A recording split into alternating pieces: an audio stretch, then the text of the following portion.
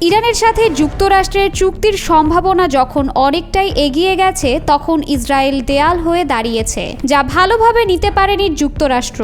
এরই মাঝে নেতানিয়াহু আবার ইরান আক্রমণের হুঙ্কার দিয়েছে, আর এই হুঙ্কারে যার পর নেই বিরক্ত হয়েছেন ডোনাল্ড ট্রাম্প। বাধ্য হয়ে ট্রাম্প এবার নেতানিয়াহুকে চূড়ান্ত সতর্কবার্তা পাঠিয়েছেন। ওয়াশিংটন সহ বিশ্বের অনেক গণমাধ্যম এমন খবরই প্রকাশ করেছে। ইরানের পারমাণবিক স্থাপনাগুলোতে হামলার প্রস্তুতি নিচ্ছে ইসরায়েল। সম্প্রতি যুক্তরাষ্ট্রের গোয়েন্দা সংস্থাগুলোর নতুন তথ্যে এই বিষয়টি সামনে এসেছে, আর এরপরই নড়েচড়ে বসেছেন যুক্তরাষ্ট্রের প্রেসিডেন্ট ডোনাল্ড ট্রাম্প। এই ঈদে জামা জুতো অ্যাক্সেসরিজের ডিসকাউন্ট। ইরানে আক্রমণ না করতে ইসরায়েলের প্রধানমন্ত্রী নেতানিয়াহুকে সতর্ক করে দিয়েছেন তিনি। মূলত পরমাণু ইস্যুতে যুক্তরাষ্ট্র ও ইরানের মধ্যে আলোচনা চলমান রয়েছে এবং এর মধ্যেই ট্রাম্পের পক্ষ থেকে এই সতর্কতা উচ্চারণ করা হলো। সংবাদ মাধ্যম আল জাজিরার এক প্রতিবেদনে উঠে এসেছে এই তথ্য। প্রেসিডেন্ট ডোনাল্ড ট্রাম্প জানিয়েছেন তিনি ইসরায়েলি প্রধানমন্ত্রী নেতানিয়াহুকে ইরানের ওপর কোনো সামরিক হামলা না চালানোর জন্য বলেছেন, যাতে তার প্রশাসন তেহরানের সাথে একটি নতুন পারমাণবিক চুক্তির জন্য আরও সময় পায়। কারণ ওমান ও ইতালিতে ইতোমধ্যেই বেশ কয়েক দফায় দেশ দুটির মধ্যে আলোচনা অনুষ্ঠিত হয়েছে। হোয়াইট হাউসে সাংবাদিকদের ট্রাম্প বলেন তিনি নেতানিয়াহুকে জানিয়েছেন এখন ইরানে হামলা করা সঠিক হবে না, কারণ আমরা একটি সমাধানের খুব কাছাকাছি রয়েছি।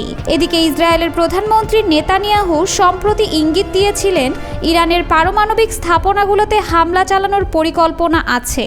তবে ইরান হুঁশিয়ারি দিয়েছে তাদের ওপর হামলা হলে কঠোর জবাব দেওয়া হবে এবং দায় নিতে হবে যুক্তরাষ্ট্রকে।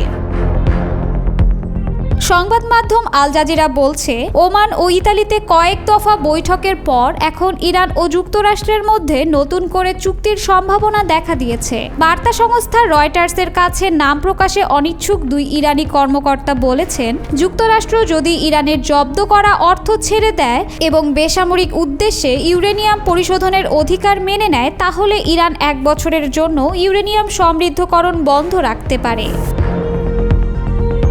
তাদের ভাষ্য, যদি ওয়াশিংটন এই শর্তগুলো মেনে নেয় তাহলে শিগগিরই একটি রাজনৈতিক সমঝোতায় পৌঁছানো সম্ভব। তবে এই প্রস্তাব এখনও প্রাথমিক পর্যায়ে রয়েছে।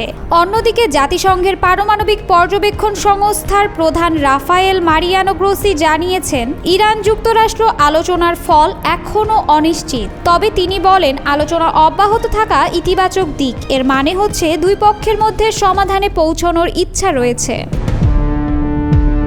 2015 সালের পরমাণু চুক্তি অনুযায়ী ইরান তার পারমাণবিক কর্মসূচিতে সীমা আরোপ করেছিল এবং এর বিনিময়ে আন্তর্জাতিক নিষেধাজ্ঞা শিথিল করা হয়। কিন্তু 2018 সালে প্রেসিডেন্ট ট্রাম্প একতরফাভাবে সেই চুক্তি থেকে সরে আসেন, যার ফলে উত্তেজনা তীব্র আকার নেয়। যুক্তরাষ্ট্র বারবার বলছে যে কোনো নতুন চুক্তিতে ইরানকে সম্পূর্ণভাবে ইউরেনিয়াম সমৃদ্ধকরণ বন্ধ করতে হবে, কারণ এটি পারমাণবিক অস্ত্র তৈরির পথে এগোনোর সম্ভাবনা তৈরি করে। তবে ইরান বলছে তাদের কর্মসূচি শুধু শান্তিপূর্ণ ও বেসামরিক উদ্দেশ্যে। একই সঙ্গে ইউরেনিয়াম সমৃদ্ধকরণের অধিকার ছাড়তে অস্বীকৃতি জানিয়েছে ইরান, কারণ এটিকে নিজেদের জাতীয় অধিকারের লঙ্ঘন হিসেবে দেখছে তেহরান।